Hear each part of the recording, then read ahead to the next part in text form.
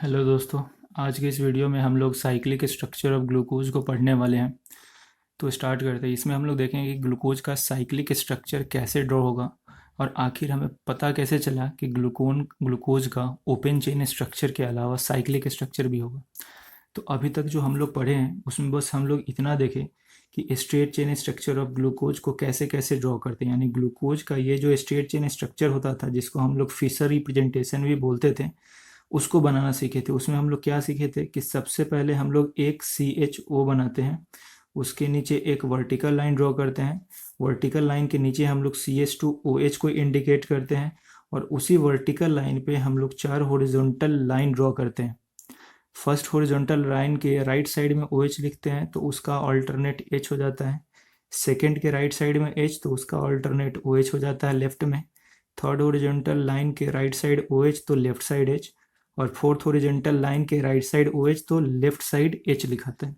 तो ये जो हम लोग चीज़ पढ़े थे ये ग्लूकोज का ओपन चेन स्ट्रक्चर है, क्योंकि कार्बन कार्बन बिल्कुल ओपन चेन फॉर्म में है इसी कारण से। अब हमें पता कैसे चला कि ग्लूकोज का साइक्लिक स्ट्रक्चर भी एग्जिस्ट करता है।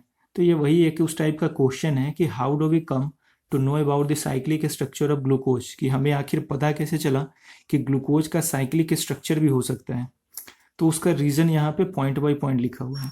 तो सबसे फर्स्ट रीज़न ये है कि सबसे पहले जब कभी भी कोई कार्बोनिल कंपाउंड, कार्बोनिल ग्रुप वाला कंपाउंड, कार्बोनिल ग्रुप का मतलब कि जिसके अंदर C डबल बॉन्ड O ये वाला ग्रुप होता है, तो जिसके अंदर ये C double bond O group होता है उसको हम लोग कार्बोनिल कहते हैं। और यहाँ कार्बोनिल बोलने का मतलब स्पेशली किसके साथ है, तो वो है एल्डिहाइड के साथ एक तो, और दूसरा कीटोन के साथ। यानी कि जब कभी भी हम लोग कार्बोनिल कंपाउंड के बारे में बात करेंगे तो समझना है कि हम लोग एल्डिहाइड या कीटोन के बारे में ही बात कर रहे हैं।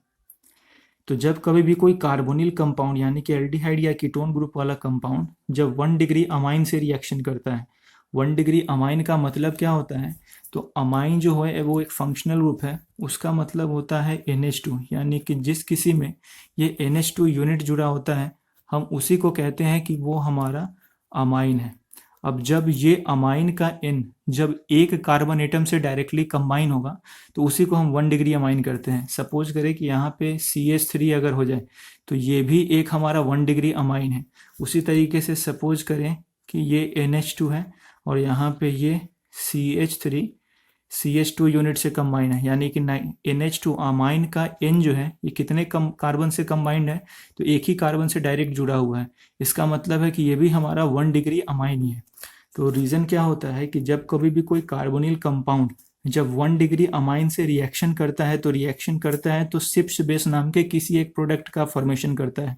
अब ये जो सिप्स बेस है इसके बारे में हम लोग को जो ऑर्गेनिक का सेकेंड चैप्टर है क्लास 12th का, वहाँ पे हम लोग को एल्डिहाइड कीटोन जो चैप्टर है वहाँ पे हमको पढ़ना है। यहाँ पे सिप्स बेस के बारे में कुछ नहीं है, बस इसका नाम दिया हुआ है। तो रीज़न क्या है कि जब कभी भी कोई कार्बोनिल कंपाउंड 1 डिग्री अमाइन से रिएक्शन करता है तो रिएक्शन करके ये हमेशा सिप्स बेस का फॉर्मेशन करता है। लेकिन देखा क्या गया कि ये जो हमारा ओपन चेन स्ट्रक्चर था ग्लूकोज का, ये भी तो इसमें भी तो एल्डिहाइड फंक्शनल ग्रुप होता है, यानी हम कह सकते हैं कि इसके अंदर भी क्या है, ये भी हमारा एक कार्बोनिल ग्रुप कंपाउंड है। तो जब ये कार्बोनिल ग्रुप कंपाउंड का रिएक्शन 1 डिग्री अमाइन के साथ कराया गया तो किसी सिप्स बेस का फॉर्मेशन नहीं हुआ, जिससे पता चला कि हो सकता है कि ग्लूकोज का इस स्ट्रक्चर के अलावा भी कोई स्ट्रक्चर होता होगा। ये चीज़ पता चला। फिर दूसरा रीज़न क्या था कि जब कभी भी कोई कार्बोनिल कंपाउंड, फिर वही एल्डिहाइड या कीटोन के बारे में बात करता है, उसका रिएक्शन जब NaHSO3 के साथ होता है, इसको हम लोग कहते हैं सोडियम हाइड्रोजन सल्फाइड। तो जब कभी भी किसी कार्बोनिल कंपाउंड का रिएक्शन सोडियम हाइड्रोजन सल्फाइड के साथ होता है तो कोई ना कोई प्रोडक्ट का फॉर्मेशन होता है। लेकिन फिर क्या हुआ कि जब ओपन चेन स्ट्रक्चर वाले ग्लूकोज का रिएक्शन NaHSO3 से साथ कराया गया तो NaHSO3 के साथ कराए जाने से ये कोई भी प्रोडक्ट का फॉर्मेशन किया ही नहीं। वही लिखा गया है कि but glucose doesn't form any product, कि ये जो हमारा ओपन चेन स्ट्रक्चर वाला ग्लूकोज था इसका रिएक्शन जब NaHSO3 के साथ कराया गया तो कोई प्रोडक्ट ही नहीं बना। फिर वहां से कुछ कंक्लूजन आया लोगों को कि हो सकता है कि इसका स्ट्रक्चर ओपन चेन के अलावा भी कुछ हो सकता है। तो ये बार बार इन सारे रीजन से ये पता चल रहा था कि ग्लूकोज का ओपन चेन स्ट्रक्चर के अलावा भी कोई दूसरा स्ट्रक्चर हो सकता है। फिर इसी में हम लोग थर्ड रीजन देखते हैं। तो थर्ड रीजन जब हम लोग देखते हैं तो उसमें ये लिखा गया है कि जब ग्लूकोज पेंटाएसीटेट, ये इस ग्लूकोज पेंटाएसीटेट के बारे में जब हम लोग स्ट्रक्चर ऑफ ग्लूकोज पढ़ रहे थे तो वहाँ पे जो थर्ड रिएक्शन किया गया था, तो थर्ड रिएक्शन में हम लोग देखे थे कि ग्लूकोज सॉरी जब वहाँ पे फिफ्थ रिएक्शन किया गया था, जो हमारा ग्लूकोज था उसका रिएक्शन जब एसिटिक अनहाइड्राइड से के साथ कराया गया था, तभी वहाँ पे हमारे पास ग्लूकोज पेंटाएसीटेट बना था। तो ये वही पेंटाएसीटेट है, यानी कि जब ग्लूकोज पेंटाएसीटेट का रिएक्शन NH2OH, NH2OH का मतलब ये वही हो गया हमारा हाइड्रोक्सिल अमाइन, ये इंडिकेट करता है OH हाइड्रोक्सी को और NH2 अमाइन को, यानी कि जब पेंटाएसीटेट का रिएक्शन हाइड्रोक्सिल अमाइन के साथ होता है तो हाइड्रोक्सिल अमाइन के साथ होने पर फिर वहाँ कोई ना कोई रिएक्शन होता है एक्चुअल में। लेकिन फिर हुआ क्या कि ये जो हमारा ओपन चेन स्ट्रक्चर वाला ग्लूकोज पेंटाएसीटेट था उसका रिएक्शन जब NH2OH के साथ कराया गया तो कोई रिएक्शन ही नहीं होता है यहाँ पे। इस रिएक्शन ही नहीं हुआ, इसका मतलब इससे क्या पता चला कि हम तो ये जानते थे कि पेंटाएसीटेट जो था हमारा, अगर पेंटाएसीटेट ही है तो ये ग्लूकोज पेंटाएसीटेट को हम ड्रॉ कैसे करते थे, तो ये हमारा सबसे पहले तो एल्डिहाइडिक कार्बन होता था और उसके नीचे हम लोग CHOH 4 यूनिट करते थे, तो ये CH, और क्या देखे थे कि ग्लूकोज पेंटाएसीटेट में OH का OH जो होता है वो रिप्लेस हो जाता था OC डबल बॉन्ड OCH3 इस यूनिट से। तो ये पूरा बीच में CHOH 4 यूनिट होता था, तो हम लोग ये चीज़ दिए थे, और जो सबसे नीचे होता था वो होता था हमारा CH2OH, फिर OH रिप्लेस हो जाएगा किस से, तो ये हो जाएगा OC डबल बॉन्ड OCH3 से। इसी कंपाउंड का नाम हम ग्लूकोज पेंटाएसीटेट कहते थे। तो यही हमारा ग्लूकोज पेंटाएसीटेट है। तो फिर इसी का रिएक्शन जब हाइड्रोक्सिल अमाइन के साथ कराया गया है NH2OH के साथ, तो होना फिर से क्या चाहिए था, अगर आप लोग स्ट्रक्चर ऑफ ग्लूकोज पढ़े होंगे तो वहाँ पे रिएक्शन जब कराया गया था ग्लूकोज का, तो हम देख रहे थे कि जब हाइड्रोक्सिल अमाइन से रिएक्शन होता था तो एल्डिहाइडिक कार्बन का ऑक्सीजन इस H2 के साथ रिएक्शन करके H2 मॉलिक्यूल रिड्यूस करता था और किसी प्रोडक्ट का फॉर्मेशन करता था और ये NaOH यहाँ पे कंबाइन हो जाता था।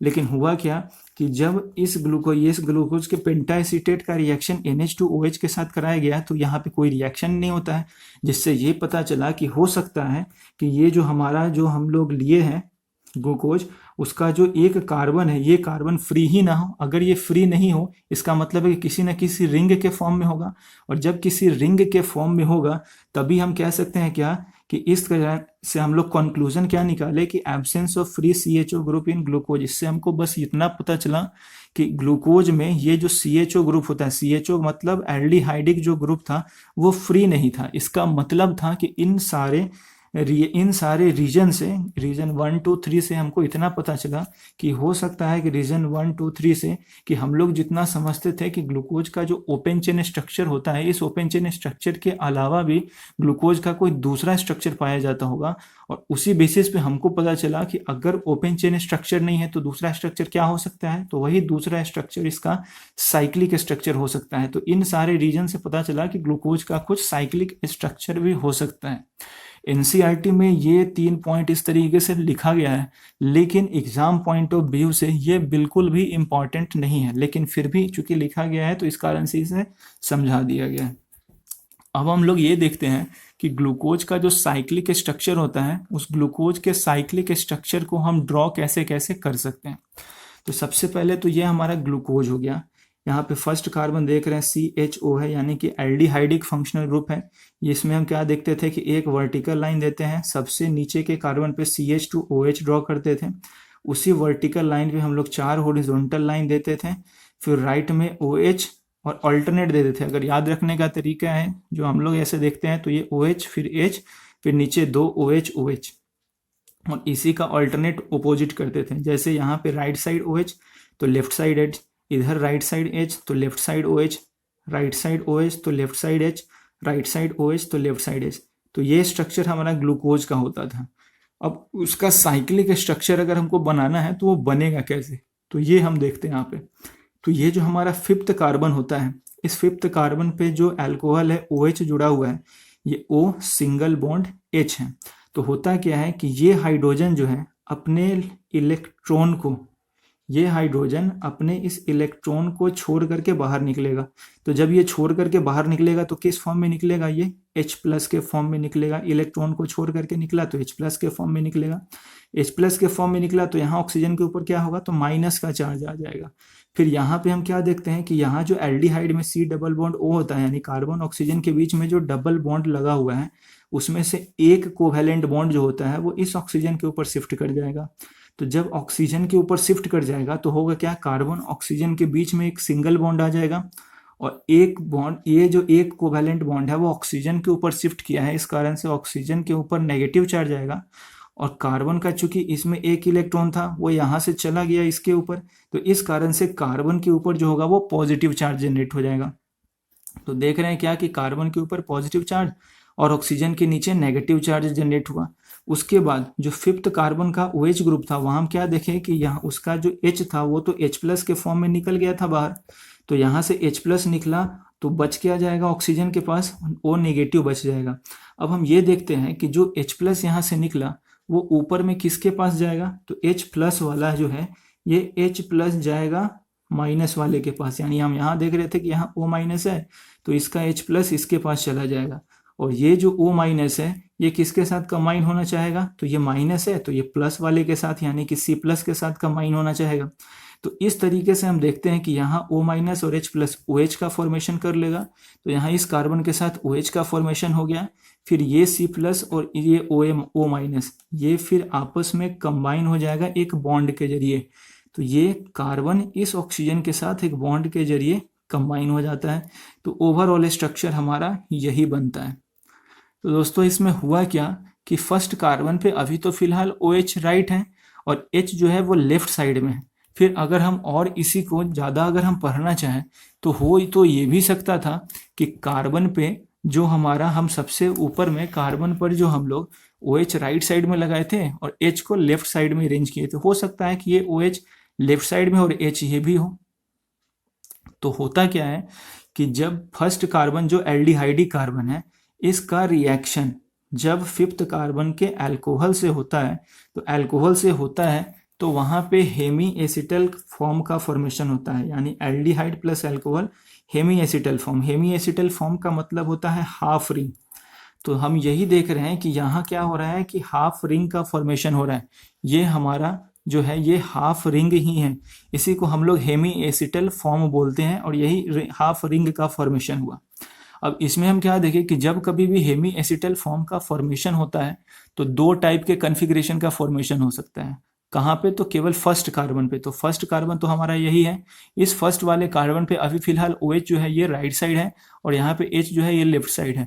हो ये भी सकता है कि फर्स्ट कार्बन पे OH लेफ्ट साइड में हो, तो वो स्ट्रक्चर कुछ इस टाइप का हो सकता है कि फर्स्ट कार्बन पे OH हो जाए लेफ्ट साइड में, H हो जाए राइट साइड में, और ये हेमी एसिटल एग्जैक्ट उसी टाइप से ये बना हुआ मिलेगा। बाद बाकी चीज एज इट इज रहेगा। यानी कि जब फर्स्ट कार्बन जो एल्डिहाइडी कार्बन होता है उसका रिएक्शन 5th कार्बन के OH से होता है तो दो टाइप के कन्फिग्रेशन का फॉर्मेशन होता है। इसमें एक स्ट्रक्चर में तो होगा क्या कि फर्स्ट कार्बन पे OH राइट में और H लेफ्ट में, तो इस फॉर्म को हम लोग कहते हैं अल्फा फॉर्म। तो जब हम लोग इस हेमी एसिटल फॉर्म का यानी साइक्लिक स्ट्रक्चर का जब फॉर्मेशन हुआ, अगर हम इसका नाम लिखे तो नाम क्या लिखाता है, तो होता क्या है कि जब हेमी एसिटल फॉर्म यानी कि फर्स्ट एल्डिहाइडी कार्बन और 5th कार्बन का जो अल्कोहल होता है उसके बीच में रिएक्शन होता है तो साइक्लिक ग्लूकोज का दो टाइप का स्ट्रक्चर बनता है। एक में फर्स्ट कार्बन पे OH लेफ्ट साइड, OH जो होता है वो राइट साइड होता है और H लेफ्ट साइड में होता है, तो इस फॉर्म को कहते हैं हम लोग अल्फा फॉर्म। और इसी कारण से इसका जो नाम होता है वो लिखाता है अल्फा। और हम पहले से ही जानते हैं कि ग्लूकोज को D प्लस ग्लूकोज तो हम लिखते ही हैं, तो ये वही अल्फा D प्लस ग्लूकोज है। अल्फा यहाँ पे क्या इंडिकेट करता है, तो अल्फा बस इतना इंडिकेट करता है कि फर्स्ट कार्बन का यानी जो एल्डिहाइडी कार्बन था उसका OH ग्रुप जो होगा वो राइट साइड होगा। और वही अगर हम दूसरा देखें तो ऐसा जब होगा कि फर्स्ट कार्बन जो एल्डिहाइडी कार्बन है उसका OH जब लेफ्ट साइड हो और H राइट साइड में हो, तो इस फॉर्म को हम लोग कहते हैं बीटा फॉर्म। तो इसका जब नेमिंग करेंगे तो कैसे करेंगे, तो पहले बीटा यहाँ पे लिख देना है, उसके बाद D प्लस ग्लूकोज, ये नेमिंग हम लोग पहले से ही जानते हैं। तो बीटा इंडिकेट करता है फर्स्ट कार्बन का OH जो होगा वो लेफ्ट साइड होगा, D इंडिकेट करता है रिलेटिव कन्फिग्रेशन को जो हम देख चुके हैं पहले ही, प्लस माइनस इंडिकेट करता है ऑप्टिकल एक्टिविटी को, यानी ये प्लस इंडिकेट करता है ऑप्टिकल एक्टिविटी को, डेक्स्ट्रो रोटेटरी को, और ग्लूकोज ये हो गया, तो यानी क्योंकि ये ग्लूकोज का स्ट्रक्चर है, इसका मतलब ये बीटा डी प्लस ग्लूकोज। तो यहाँ पे बीटा क्या इंडिकेट करता है, अल्फा क्या इंडिकेट करता है, ये चीज हम लोग सीख चुके हैं। अब होता क्या है कि ये जो हमारा फर्स्ट कार्बन था, ये जो हमारा फर्स्ट कार्बन था, इस फर्स्ट कार्बन पे यानी कि फर्स्ट एल्डिहाइडिक कार्बन का रिएक्शन जब फिफ्थ कार्बन के अल्कोहल से होता है, तो हम तो ये चीज तो देख लिए कि दो तरीके के स्ट्रक्चर का फॉर्मेशन होता है। तो फर्स्ट एल्डिहाइडिक कार्बन को इसी कंडीशन में कहा जाता है एनोमेरिक कार्बन, यानी ये जो हमारा कार्बन है इसको कहते हैं हम एनोमेरिक कार्बन। और इसको एनोमेरिक कार्बन इसीलिए बोला जाता है क्योंकि फर्स्ट एल्डिहाइडिक कार्बन का रिएक्शन फिफ्थ कार्बन के OH से जब होता है तो दो टाइप का कन्फिग्रेशन बनता है, और ये दोनों कन्फिग्रेशन एक दूसरे का, यानी कि ये अरेंजमेंट और ये कन्फिग्रेशन, ये अल्फा फॉर्म और ये बीटा फॉर्म, ये दोनों फॉर्म एक दूसरे का एनोमर्स कहलाता है। और इसी एनोमर्स के फॉर्मेशन होने के कारण फर्स्ट कार्बन को हम लोग एनोमेरिक कार्बन कहते हैं। तो ये फर्स्ट कार्बन भी एनोमेरिक कार्बन है, ये भी फर्स्ट कार्बन एनोमेरिक कार्बन है, और ये दोनों स्ट्रक्चर एक दूसरे का एनोमर्स कहलाता है। उसी चीज को यहाँ पे लिख दिया गया है कि the first aldehydic carbon when reacts with fifth carbon alcohol then two structures of glucose can be formed which are called anomers of each other. First carbon is called anomeric carbon, यानी कि first aldehydic carbon जब fifth carbon के alcohol से reaction करता है तो दो type का कन्फिग्रेशन बनता है। तो ये दोनों जो कन्फिग्रेशन होता है एक दूसरे के कंपैरिजन में एनोमर्स कहलाएगा, और ये फर्स्ट कार्बन जो होगा ये एनोमेरिक कार्बन कहलाएगा। तो इस तरीके से हम ग्लूकोज का हेमी एसिटल फॉर्म को प्रिपेयर कर सकते हैं। अब एक चीज और आता है इसमें, ये तो हो गया इसका साइक्लिक स्ट्रक्चर, ये भी हुआ, लेकिन एक चीज और होता है जो हमको पढ़ना है, इसका हॉवर्थ स्ट्रक्चर। अभी हम फिलहाल क्या सीखें, तो अभी हम फिलहाल इतना सीखे बस कि ग्लूकोज का जब साइक्लिक रिंग हम बनाते हैं तो उसका अल्फा और बीटा फॉर्म कैसे बनेगा, तो वो फर्स्ट कार्बन और फर्स्ट कार्बन यानी कि एल्डिहाइडिक कार्बन और फिफ्थ कार्बन के OH के रिएक्शन होने के कारण ही बनता है।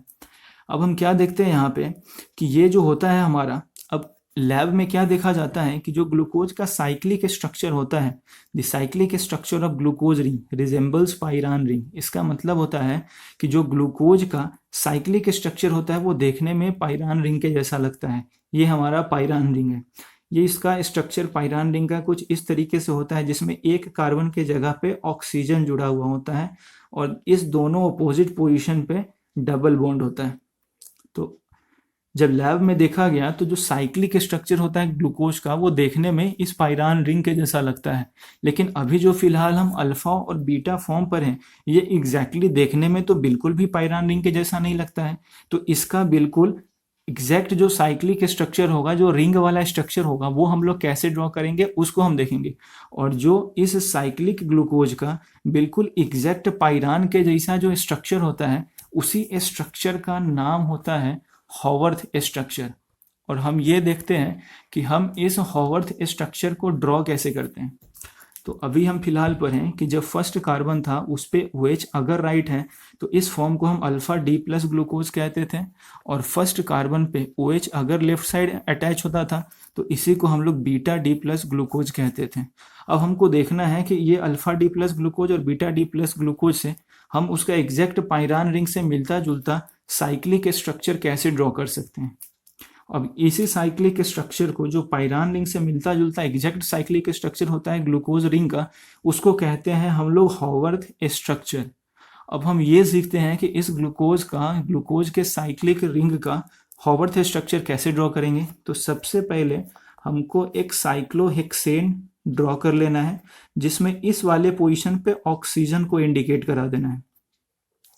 हम एक साइक्लोहेक्सेन टाइप का स्ट्रक्चर ड्रॉ कर लेंगे और इस वाले कार्बन के जगह पे बस हमको ऑक्सीजन को पुट कर देना है। उसके बाद करना क्या है कि ये जो हमारे पास 5 पोजीशन बच रहा था 1 2 3 4 5, इस पांचों पोजीशन पे एक एक वर्टिकल लाइन छोटा सा ड्रॉ कर लेना है। फिर जब हम पांचों पे छोटा छोटा स्मॉल वर्टिकल लाइन हम जब ड्रॉ कर लेंगे तो फिर हम इस कार्बन का नंबरिंग कर देते हैं। ये हमारा फर्स्ट कार्बन, ये सेकेंड कार्बन, ये थर्ड कार्बन, ये 4th कार्बन और ये 5th कार्बन। अब हम क्या देख रहे हैं कि यहाँ पे अगर हम देखें, अब अभी हम फिलहाल क्या कर रहे हैं, अल्फा डी प्लस ग्लूकोज के लिए इसके साइक्लिक स्ट्रक्चर को ड्रॉ कर रहे हैं एग्जैक्ट पाइरान रिंग के जैसा। तो हम यहाँ क्या देख रहे हैं कि 5th कार्बन पे H लेफ्ट साइड है और CH2 एक साइड है। 5th कार्बन पे क्या क्या चीज जुड़ा है, तो एक तरफ H और एक तरफ ये CH2OH है, एक तरफ ये O भी है, लेकिन इस स्ट्रक्चर में O को हम ऑलरेडी रिप्रेजेंट करा चुके हैं। तो हम क्या देखते हैं कि 5th कार्बन पे एक तरफ H जुड़ा है और दूसरे साइड में CH2OH जुड़ा हुआ है। अब हम सबसे पहले क्या देखते हैं कि इस H और CH2 में हेवियर ग्रुप कौन सा है, तो डेफिनेटली H और CH2OH में हेवियर ग्रुप CH2OH होता है। तो हम क्या करते हैं कि इसमें 5th कार्बन पे, ये हमारा 5th कार्बन ही था, इस 5th कार्बन पे जो हेवियर ग्रुप होता है उसको ऊपर लिखते हैं और जो हमारा लाइटर हल्का ग्रुप होता है उसको हम लोग नीचे इंडिकेट कराते हैं। तो 5th कार्बन पे H था और CH2OH था, तो हेवियर ग्रुप को ऊपर इंडिकेट कराने के कारण ही हम लोग CH2OH को ऊपर इंडिकेट कराए हैं और नीचे हम लोग H को रिप्रेजेंट करा रहे हैं। फिर उसी तरीके से जब हम 4th कार्बन पे देखें तो 4th कार्बन पे H लेफ्ट साइड है और OH राइट साइड है। तो अब जो लेफ्ट साइड होगा उसको इस रिंग में हम लोग ऊपर रिप्रेजेंट कराएंगे और जो राइट साइड होगा उसको नीचे। तो 4th कार्बन पे H लेफ्ट में, OH राइट में, इसी कारण से 4th कार्बन पे H ऊपर है और OH नीचे दिखाया गया है। फिर हम 3rd कार्बन पे देखें तो 3rd कार्बन पे OH लेफ्ट में है और H राइट में है, इसी कार्बन से लेफ्ट वाले OH को ऊपर में और राइट वाले H को डाउनवर्ड डायरेक्शन में दिखाया गया। फिर अगर हम 2nd कार्बन पे देखें तो H लेफ्ट में और OH राइट में, इसी कारण से 2nd कार्बन पे H ऊपर और OH नीचे रिप्रेजेंट कराया गया है। उसी हिसाब से अगर हम 1st कार्बन पे देखें तो इधर H लेफ्ट में और OH राइट में है, तो इसी कारण से H लेफ्ट में होने के कारण ही यहाँ H को ऊपर और OH को राइट साइड इंडिकेट कराया गया है। तो इस तरीके से जो हेमी एसिटल फॉर्म बना था उससे एग्जैक्ट हम लोग साइक्लिक फॉर्म तैयार कर लिए हैं, जिसको हॉवर्थ स्ट्रक्चर कहते हैं ग्लूकोज का। तो ये जो साइक्लिक स्ट्रक्चर हॉवर्थ स्ट्रक्चर है वो ग्लूकोज के लिए वो अल्फा फॉर्म वाले का है। उसी तरीके से हम लोग बीटा फॉर्म वाले का भी हम लोग हॉवर्थ स्ट्रक्चर ड्रॉ कर सकते हैं। तो यहाँ हम क्या देख रहे हैं कि यहाँ हम सबसे पहले फिर वही काम किए कि जितना हमारे पास कार्बन था हर एक कार्बन पे एक एक वर्टिकल लाइन हम लोग ड्रॉ कर लिए, कार्बन का नंबरिंग कर दिए, ये 1 2 3 4 5। फिर हम यहाँ देखिए 5th कार्बन पे H है और CH2OH है, तो H और CH2OH में हेवियर ग्रुप होता है हमारा CH2OH, इसी कारण से 5th कार्बन पे CH2OH को ऊपर लिखा गया और H यहाँ पे नीचे लिखा गया। फिर हम 4th कार्बन पे देख रहे हैं H लेफ्ट साइड है और OH राइट साइड है, इसी कारण से 4th कार्बन पे H को ऊपर रिप्रेजेंट कराया गया और OH को नीचे। फिर हम 3rd कार्बन पे देखते हैं कि OH हमारा लेफ्ट साइड है और H राइट साइड है, तो इसी कारण से OH को 3rd कार्बन पे ऊपर रिप्रेजेंट कराए हैं और H को यहाँ पे डाउनवर्ड डायरेक्शन में रिप्रेजेंट कराया गया है। फिर जब हम 2nd कार्बन पे देखते हैं तो 2nd कार्बन पे H हमारा लेफ्ट साइड है और OH हमारा राइट साइड है, इसी कारण से 2nd कार्बन पे H को ऊपर में और OH को नीचे में रिप्रेजेंट कराया गया है। और फिर 1st कार्बन पे हम देख रहे हैं कि OH हमारा लेफ्ट साइड है और H हमारा राइट साइड है, तो इसी कारण से 1st कार्बन पे OH को हम लोग ऊपर इंडिकेट कराए हैं और H को हम लोग नीचे इंडिकेट कराएं। तो इस तरीके से हम देखते हैं कि जो हॉवर्थ स्ट्रक्चर है वो ग्लूकोज का हॉवर्थ स्ट्रक्चर हम लोग रिप्रेजेंट कर पाते हैं उसके हेमी एसिटल फॉर्म से। अब है कि हेमी एसिटल फॉर्म का तो नाम लिखना हमको पता चल गया था, अब इस हॉवर्थ स्ट्रक्चर का नेम क्या उसी हेमी एसिटल फॉर्म के नेम के इक्विवेलेंट होता है, तो ऐसा नहीं होता है। होता क्या है कि हम लोग अभी अभी जस्ट पढ़े हैं कि जब जो हमारा ग्लूकोज का साइक्लिक स्ट्रक्चर को जब लैब में देखा गया तो लैब में देखने पे ये कैसा लगता है, तो ये लैब में देखने पे पाइरान रिंग के जैसा लगता है। अब हम देखते हैं कि अभी ग्लूकोज का बिल्कुल पाइरान रिंग के जैसा जो स्ट्रक्चर था वो तो हमारा हॉवर्थ स्ट्रक्चर ही था। तो इसी कारण से इन हॉवर्थ स्ट्रक्चर का जब हम लोग नेमिंग करते हैं तो उसके नेमिंग में हम लोग ग्लूकोपाइरानोज अटैच कर देते हैं। यहाँ पे हम लोग ग्लूकोज नहीं लिखते हैं हॉवर्थ स्ट्रक्चर के नेमिंग में, यहाँ पे हम लोग ग्लूकोपाइरानोज लिखते हैं। इस वाले हॉवर्थ स्ट्रक्चर के लिए भी ग्लूकोपाइरानोज और यहाँ भी हॉवर्थ स्ट्रक्चर के लिए ग्लूकोपाइरानोज। और इसका रीजन क्या था ग्लूकोपाइरानोज लिखने का, क्योंकि ये जो हॉवर्थ स्ट्रक्चर वाला जो साइक्लिक रिंग था ग्लूकोज का वो देखने में बहुत हद तक इस पाइरान रिंग के जैसा लगता है। तो पाइरान के जैसा दिखने के कारण ही ये जो हॉवर्थ स्ट्रक्चर है ग्लूकोज के अल्फा और बीटा फॉर्म का, इसी का जब नेमिंग करते हैं तो उससे पायरान रिंग से मिलते जुलते होने के कारण ही इसका नेमिंग ग्लूकोपाइरानोज किया जाता है। तो ये जो हॉवर्थ स्ट्रक्चर था ये अल्फा फॉर्म वाले का था, इसी कारण से इसका naming alpha D plus glucopyranose किया गया। और ये जो हॉवर्थ स्ट्रक्चर था ये हमारा बीटा फॉर्म वाले हेमी एसिटल ग्लूकोज का था, इसी कारण से इसका जो नेमिंग किया गया वो बीटा डी प्लस ग्लूकोपाइरानोज किया गया। तो इसमें यही पढ़ना था दोस्तों। आशा करता हूँ आपको ये वीडियो समझ में आया होगा। अगर वीडियो समझ में आए तो इसको दूसरे स्टूडेंट्स के साथ भी शेयर करें, चैनल को सब्सक्राइब करें, और चैनल का सारा अपडेट्स मिलते रहने के लिए आपको इस चैनल का जो बेल बटन है उस बेल बटन को दबाएं, ताकि इस चैनल से रिलेटेड जो भी नोटिफिकेशन हो आपके पास पहुंचते रहें। थैंक यू, धन्यवाद, जय हिंद।